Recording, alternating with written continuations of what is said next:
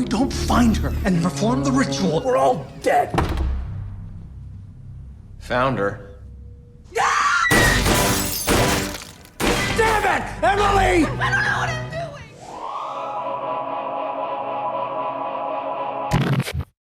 Hello everyone and welcome back to our channel over here at Broke Boy Media, and today we're going to be reviewing Ready or Not. And as always, I'm joined by Devin. How you doing today, buddy? Doing good. I am ready. You're ready or not? Ready or not, here I come. One. That weird song. That was a freaky song.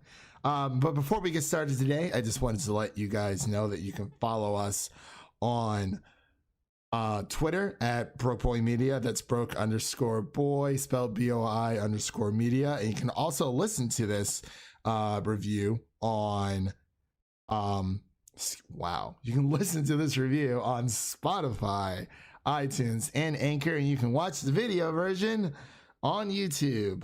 So we're all here, and as I said, we're going to be reviewing Ready or Not today. And before we get started, I'll just read the quick little synopsis here that's on IMDb.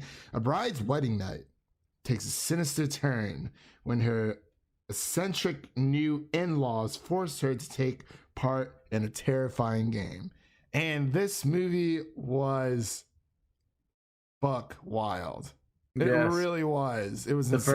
first thing I texted you when it ended was just that was badass. It really was just badass.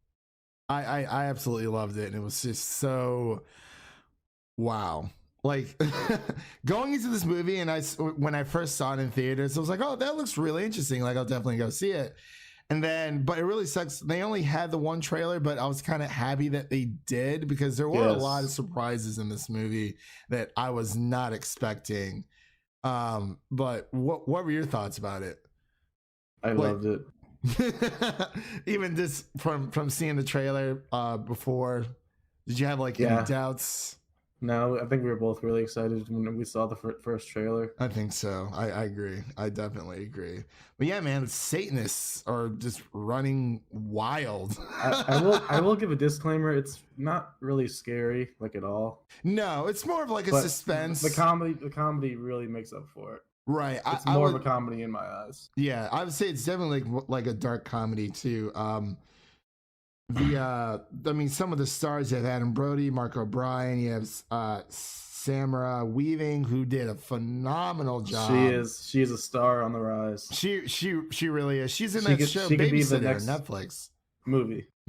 Wow. Still haven't seen it. I need to watch it. You gotta watch it. I gotta watch it. But yeah, this is definitely a dark comedy. I guess I would put it in the same realm as A Quiet Place in a way, just because it's more of like a suspenseful thriller, and kind of like with Get Out, but not quite there. Maybe Bird Box. Not really Bird Box. Well, I guess just the thriller and suspense. It's a similar idea to Get Out. Right. Just kind of husband instead of the girlfriend taking him. Right. And, you know, she's marrying into this family. You know, she thinks she's going to be a part of this esteemed empire. And crap hits the fan. It hits. She draws the one card that no one wants to draw. Yeah, and it's so weird. It's like, oh, you know, we could play. So, like, the premise of it, by the way, this is spoilers as well. You know, for anyone who hasn't really, who has seen it, you know, they're talking about, oh, you know, we had to play a game at midnight, you know, on the night of your wedding night, and, you know, we just play games because that's pretty much what our family is. They built all this money because forgot the guy's name. Was it like their father, grandfather was like, I guess, like super just into games, made a deal with toys. the devil. Yeah, making a deal with the devil, and if they don't kill the bride, or for the game Ready or Not by checkers or anything like that, I would imagine it's just a random game of checkers, or, you know, Sorry or Monopoly or whatever the heck they're playing.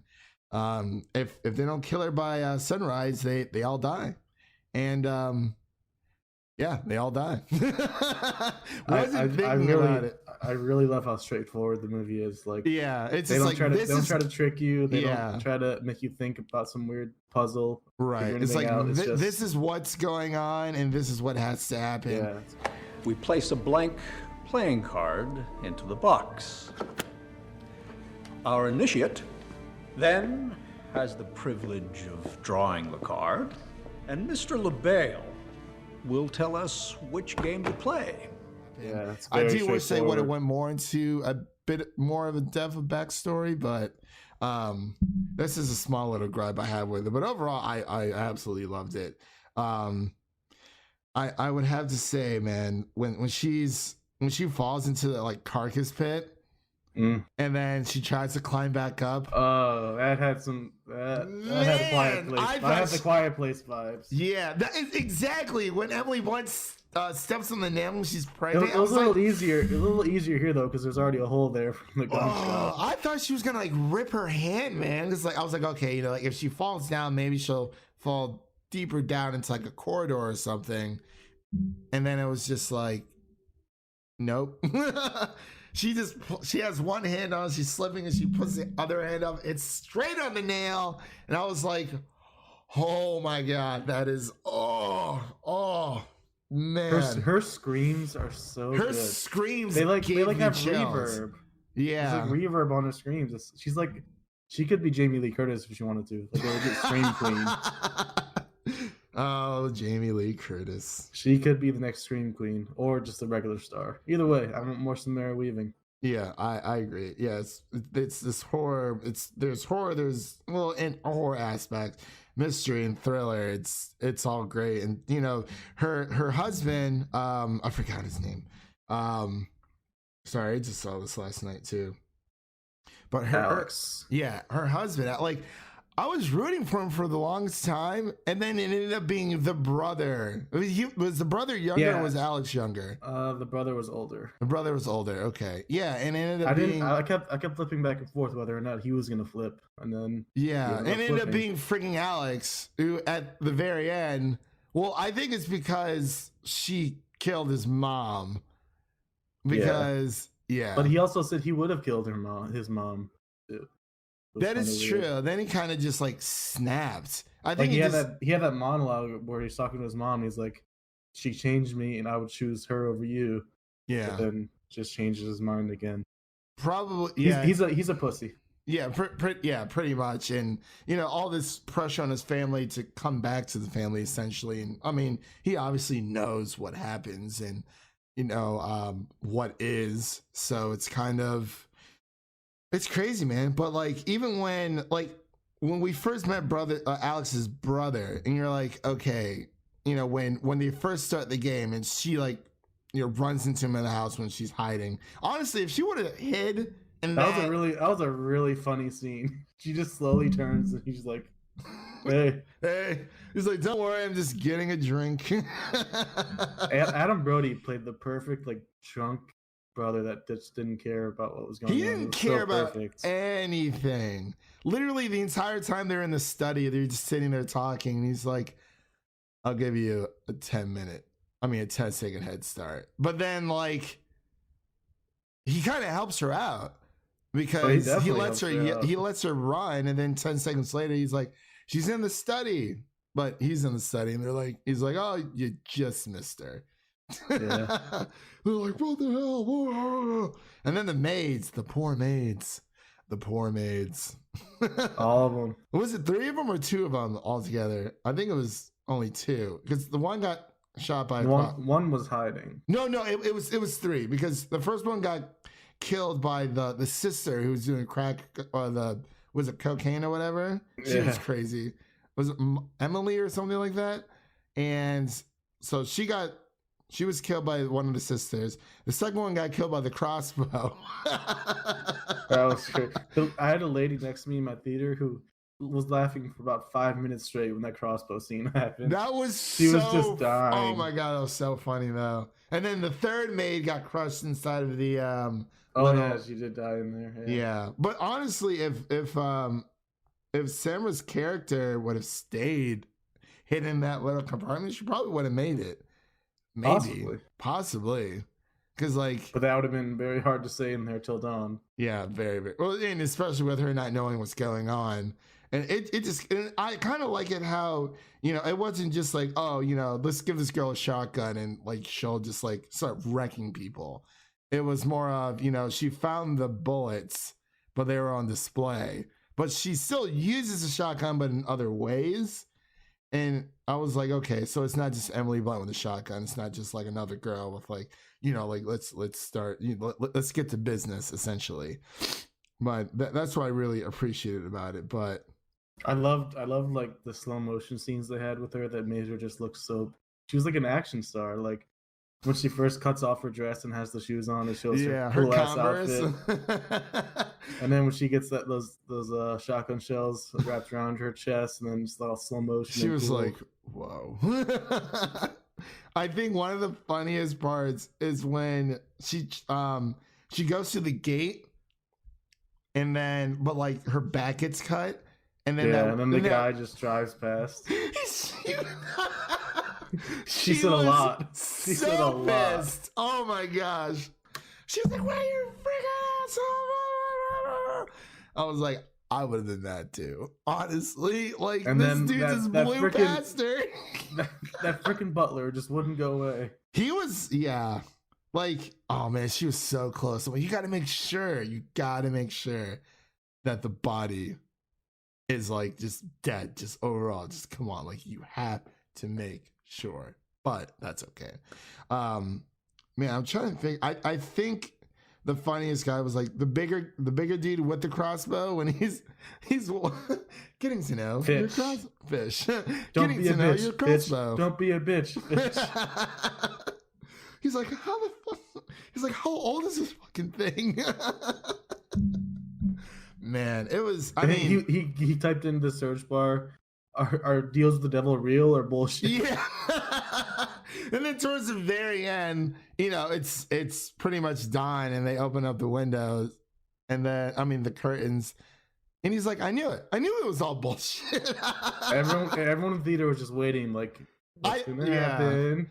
And he's like, "Do you honestly think you're gonna die?" And then, but like, I was like, I don't know, they might, because the dad was like very like, controlling, number one, and completely insane. But then this his sister, whose husband died during the beginning of the movie, because I think they said it's been a while since someone drew that card, and then they all start exploding one by one. That old creepy aunt went for the axe and then just got destroyed by the devil. She just plopped it. And then everyone starts plopping, and then the kids, the last one, the two kids, they deserved it. They were doing it too. He freaking shot her in the hand, man, when they were in the barn. Yeah, and I was like, then she just punched him in the face. I was like, damn. Right. I was just like, knock okay. that kid out. Well, we saw two punching out. We saw one in Ready or Not, then we saw another one in Peanut Butter Falcon. 2 kids got punched. 2 kid punching scenes. 2 movies. Kind of weird. That was great. But yeah, man, this and I don't want to say it's a lot of heart, but it definitely keeps you on your toes, because you really want to see what happens at the end when Dawn actually hits. I loved the ending. The ending was smiling. The best. When she just kept laughing as everyone's dying, I was just like, oh, that's so good. She wasn't going to die even if they died, right? Or like right before, she was like, I want a divorce, and she throws the ring, and now it's like, he's like, oh, I'm still alive, like, he hasn't killed me yet, like, it doesn't affect me. And he's I don't know if those were connected or not. I don't really know. I don't think it would have been connected for her, because she's the one who survived. Yeah. So if she survived, that means the other ones died.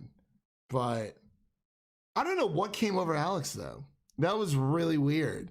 Yeah, he kind of just like reverted back to like whatever he was, I guess. I guess he just panicked. I don't know. Or just like lost it overall. Because like she was like, he was like trying to catch. He's like, ah! It wasn't in an evil way, though. It wasn't like an evil twist. Like a lot of people probably would have expected. I think it was the fact that his desperation. Yeah, I think it was the fact that his brother ended up dying.